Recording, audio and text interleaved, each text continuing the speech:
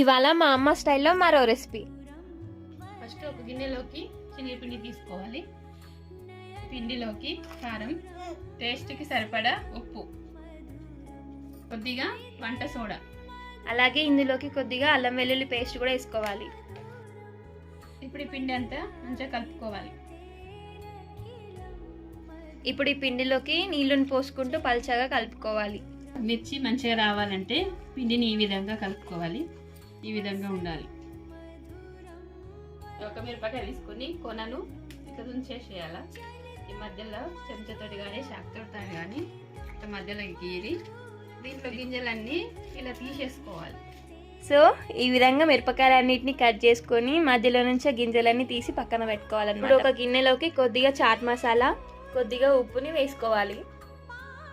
ఈ రెండింటిని మంచిగా మిక్స్ చేసేసుకోవాలి. ఇప్పుడు మనం కట్ చేసి పెట్టుకున్న ఈ మిరపకాయల్లోకి మనం ప్రిపేర్ చేసుకున్న ఈ మసాలాని అప్లై చేసుకోవాలి. ఇట్లా అన్ని మిరపకాయలకి మసాలాని అప్లై చేసుకుని పెట్టుకోవాలి. మిర్చిని ఈ విధంగా పట్టుకోవాలి. ఎందుకంటే ఇది పట్టుకుంటే లోపలికి వస్తుంది కాబట్టి ఈ విధంగా పట్టుకొని ఇట్లా సైడ్ నుంచి కొంచెం కొంచెం కొంచెం కొంచెం ఇట్లా తీయాలి.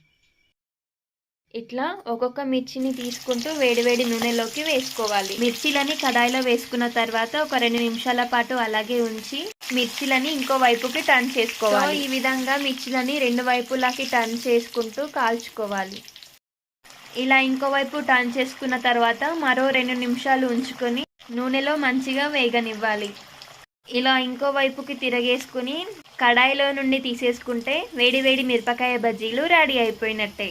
మిర్చిలోకి మిర్చి మసాలా, ఉల్లిపాయ ముక్కలు వేసుకుని తింటే టేస్ట్ చాలా బాగుంటుంది. దివ్య, టేస్ట్ ఒకసారి ఎలా ఉందో చెప్పు.